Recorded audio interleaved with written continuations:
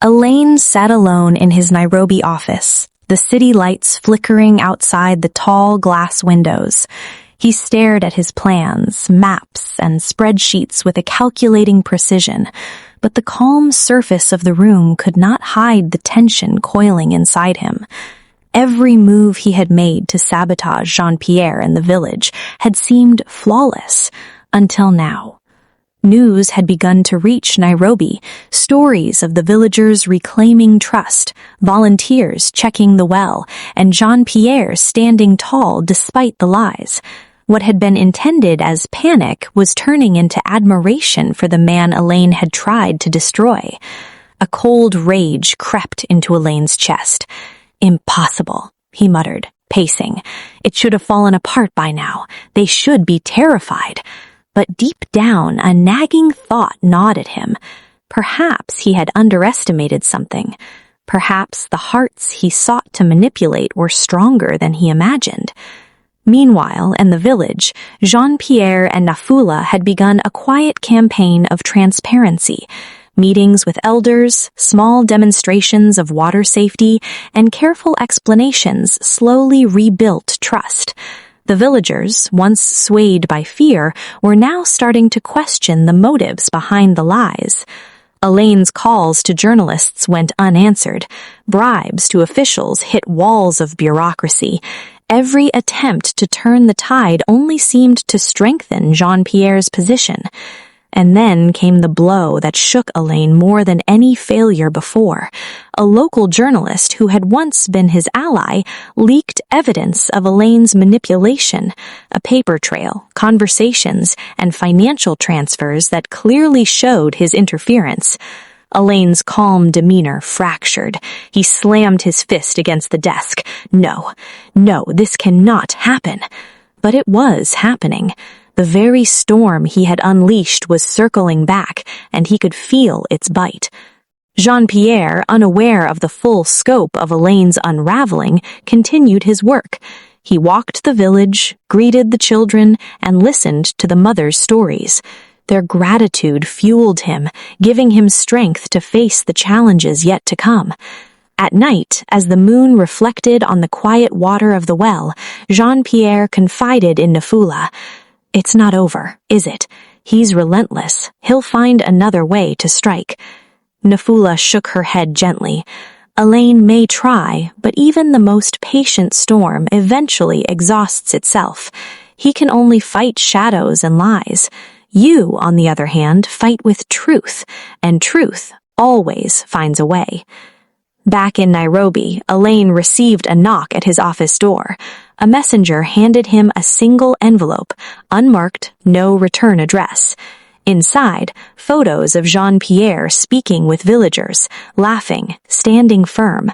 On the back, a single line written in red, "The village knows." Alain stared at the message, heart racing. He realized then that no amount of scheming could erase what had already rooted, the bonds of trust, community, and hope. Desperation clawed at him. For the first time, Alain felt the isolation he had always imposed on others. Alone in his office, surrounded by charts and strategies, he faced the undeniable truth. The storm he had created was now a storm against himself. And somewhere in the quiet of the night, in the small Kenyan village that had refused to bow to fear, Jean-Pierre and Nafula celebrated quietly. They knew the battle was not over, but they had survived the first wave, and with each passing day, the storm of lies lost more of its power. Alain, in contrast, was left to face his reckoning. Every manipulation, every whispered lie, every attempt to control the hearts of others had brought him here, alone, exposed, and powerless. The sunrise over the Kenyan village, spilling golden light over the dusted rooftops and the glistening water of the newly repaired well. Birds chirped, children laughed, and the once skeptical villagers gathered around Jean-Pierre, not with fear, but with curiosity and trust. The air felt different, lighter, yet charged with anticipation. Word had spread of Alain's manipulations, and though some were wary, the majority had chosen a path of understanding, not retaliation. Jean-Pierre stood in the village square, his voice calm but resolute. "We have faced fear, lies, and manipulation, but we chose hope, we chose truth, and today we stand together." Murmurs of agreement rippled through the crowd.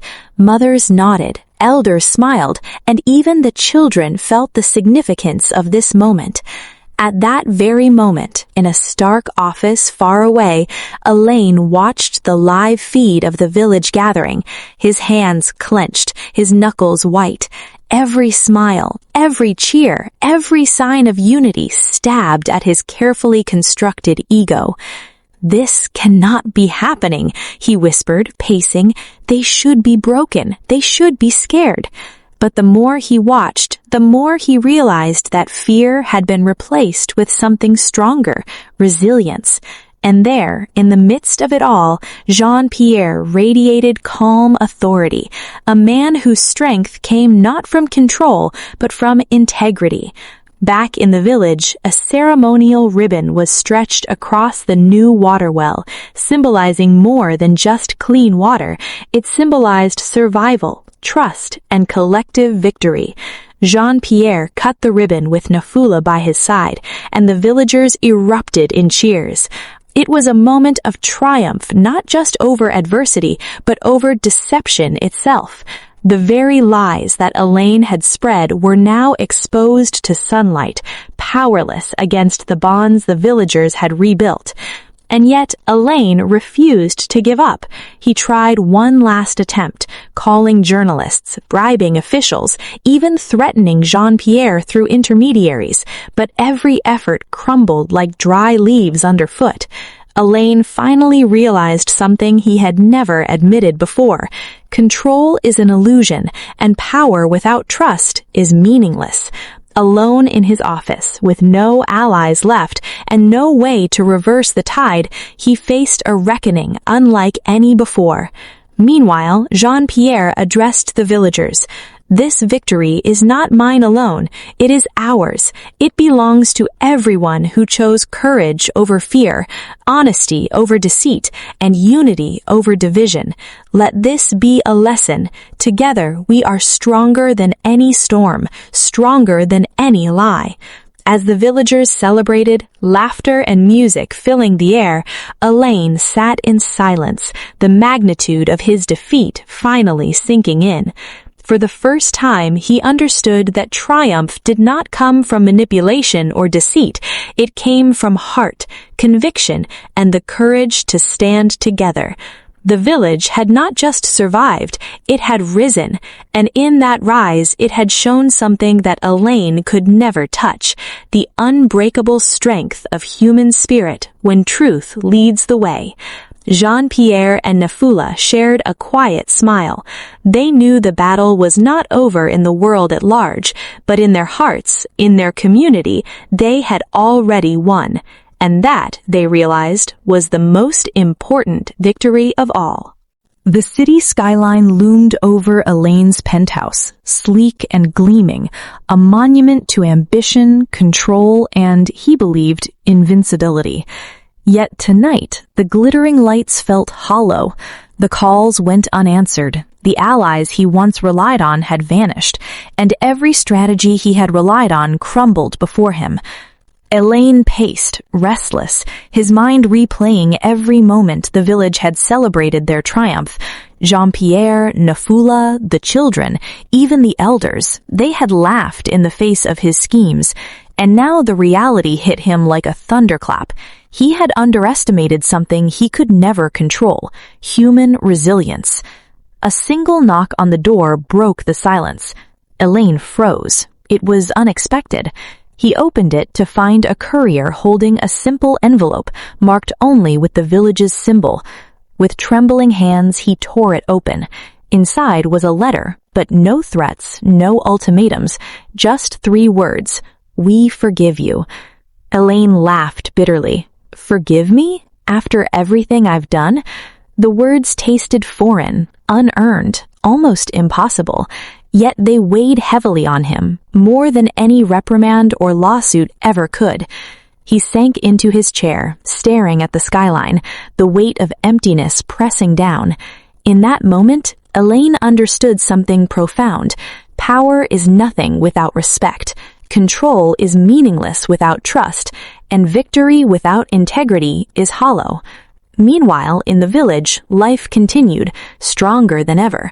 The well flowed freely, crops thrived, children played without fear, and every corner of the community reflected hope realized. Jean-Pierre and Nafula walked hand in hand through the village square, witnessing the fruits of collective courage. Jean-Pierre addressed the villagers, his voice carrying calm authority. "We have faced deceit, fear, and cruelty, but our choice was courage. Our choice was unity, and in that choice, we have triumphed. Let this remind us always that strength lies not in power alone, but in the heart of those who dare to stand together." Back in the city, Alain remained alone. His empire, once the source of his pride, now felt like a prison. The schemes, the manipulations, the endless pursuit of control, it had all led to a single undeniable truth. He had lost what truly mattered. And yet, even in defeat, there was a subtle shift. He realized that he could change, could learn, could seek redemption if he dared to confront his own flaws. It was a long, uncertain road, but for the first time, Alain saw a path forward that did not involve domination or deceit. The story of the village had reached the world, not through headlines or sensationalized news, but through the lasting impact of courage, unity, and integrity. Alain's final reckoning was complete. The villain had been confronted not by violence, but by the unstoppable force of humanity choosing truth over fear. As night fell over the city and the village alike, the contrast was stark. One place buzzed with celebration, warmth, and the laughter of children. The other held a solitary figure, staring at a skyline that no longer offered satisfaction, a man finally confronted with the lesson he could never escape. And in that duality, the triumph of the village, the reflection of Alain's loss, the story closed its chapter with a message clear for all who had followed along. True power lies not in domination, but in integrity. True victory is measured not by what you take, but by what you build. A grand auditorium in Paris, buzzing with anticipation.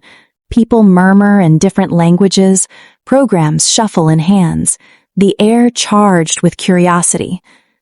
On stage, Jean-Pierre adjusts his microphone, hands slightly trembling, while Nafula stands beside him, cane in hand, poised, steady, commanding attention without saying a word. This was it, their first international presentation of the Kitui Story Archive, a bridge between a remote Kenyan village and the global stage. Nafula inhales deeply, feeling the vibrations of the floor under her feet, sensing the rhythm of the room as if she could see it. Every cough, every step becomes a map in her mind. She leans slightly toward Jean-Pierre. "Are you ready?" she asks softly. "As ready as we'll ever be," he replies. "Let's show them what Kitui has to teach the world." The presentation begins with a recording, a montage of the village alive with sound. Children laughing in the river, elders chanting ancient tales, the rhythmic tapping of Nafula's cane leading storytelling sessions. The audience falls silent. You could almost see the dusty paths, the jacaranda trees, the life of Kitui, even thousands of kilometers away. Jean-Pierre speaks first, laying out the heart of their work. "These stories belong to the people of Kitui," he says. "We are not proprietors. We are allies. Our role is preservation, respect, and sharing their voices." When Nafula begins, her voice carries authority that stops the room in its tracks. She explains that storytelling is more than entertainment. It's memory, guidance, connection. And she makes one thing crystal clear. Anyone who hears these stories has a responsibility to honor them. Then comes the tough questions. One sharp-eyed media producer asked, "How do you prevent the romanticization of these stories? Foreign audiences want exoticized tales. Doesn't that risk co-option?" Nafula's voice is unwavering. We present them raw, authentic. Any attempt to distort them violates trust. Trust is not negotiable. Jean-Pierre adds, carefully, "I am a recorder, not a narrator. Every story is verified with the storyteller. Nafula ensures authenticity." The tension eases. The audience nods, some clearly impressed by the depth of their ethics. Backstage later, Jean-Pierre whispers, "You handled that so well. Your words, they carried authority." Nafula smiles faintly. "It wasn't just me. Every step we've taken together prepared us for this. Trust gives strength." And in Paris, along the Seine, under glittering city lights, they walk hand in hand. Jean-Pierre reflects, "Beauty is not enough. Connection is what matters." Nafula replies, softly but firmly, "Then we continue to build bridges between continents, between hearts, and between the people whose voices we preserve." Life in Paris seemed perfect from the outside, but inside their apartment, tension lingered. The archive's international recognition was a double-edged sword. More attention, more opportunity, but also more pressure and scrutiny. Nafula senses it before he speaks. "Something is wrong," she says. Jean-Pierre exhales. "The press, they want an exclusive story. Questions I can't answer without betraying Katui's trust." She nods. "They will test us, try to twist words, create drama. We must be vigilant." And tests came fast. A cultural magazine requested an interview. On the surface, it seemed harmless, but the questions were traps, designed to provoke doubt. Why did you, a foreigner, take control of a Kenyan village's stories? Jean-Pierre straightens. "We do not take control, we assist. Every story belongs to the villagers. That is non-negotiable." The journalist presses. "And you profit from this attention?" "No, we profit in knowledge, in shared humanity, in preservation. Exploitation is when you profit without respect. That is not what we do." Nafula's calm, firm voice cuts through. "Trust is fragile. We protect it from distortion. That is our responsibility." Weeks later, funding offers arrive, with strings attached. "Simplify the stories for Western audiences," one proposal demands. Jean-Pierre trembles. "They want us to change the content." Nafula's eyes harden. "Then we refuse. No money is worth compromising integrity. We serve Kitui, not Western expectations." And even within their relationship, pressures creep in. Travel, scrutiny, responsibility, small fractures appear. Jean-Pierre admits, "I fear I am failing Kitui, failing you." Nafula embraces him. Perfection is not the standard. Loyalty is, and loyalty is chosen every day. The ultimate test arrives in Berlin. A producer offers massive exposure, but with clauses giving him indefinite rights and control over the stories. "This is a trap," Jean-Pierre mutters. Nafula grips his arm. "Exactly. We refuse. Loyalty is to Kitui first. Nothing else matters." Together they stand firm. Integrity over fame. Truth over temptation. And in that hotel room that night, they hold each other tight. "Unbreakable," Jean-Pierre whispers. "Always," she replies. The sun rises over Kitui, amber and gold spilling over the hills. Jean-Pierre and Nafula step off the bus, hearts full of anticipation. The village looks the same, but to them it feels different. Charged with possibility, with lessons learned abroad. Children run to greet them. "Nafula! Jean-Pierre!" Laughter spills through the air. Nafula bends, cane tapping lightly, her voice warm. I have missed your stories. Jean-Pierre kneels, arms open. And I have missed your laughter, the best sound in the world. The elders, like Mzee Omandi, welcome them with measured warmth. We are glad you have returned. Kitui is your home. The weight of responsibility returns with them. The archive has grown. Whispers of foreign attention create unease, but Nafula addresses the village clearly. We have returned not to claim what is already yours, but to support what you have built. Days pass in a rhythm of work and learning. Workshops, recordings, training sessions. Jean-Pierre introduces equipment. Nafula leads storytelling. Every story, every voice is honored. One afternoon, Nafula adjusts a microphone while listening to elders recount old legends. Jean-Pierre watches her, awe in his chest. You make everything seem effortless, he says. It's not, she replies softly. It is focus, respect, care. Effort is invisible. Truth is present. Even threats linger. Alain's shadow stretches into neighboring villages, but Nafula knows truth is stronger than fear. They act with transparency, invite communities to witness, and trust spreads. At sunset, along the riverbank, Jean-Pierre reflects. Home feels different now. Same village, same people, but we've grown. Nafula smiles, hand brushing his. Growth enriches what exists. The archive, the village, our lives, they are one circle.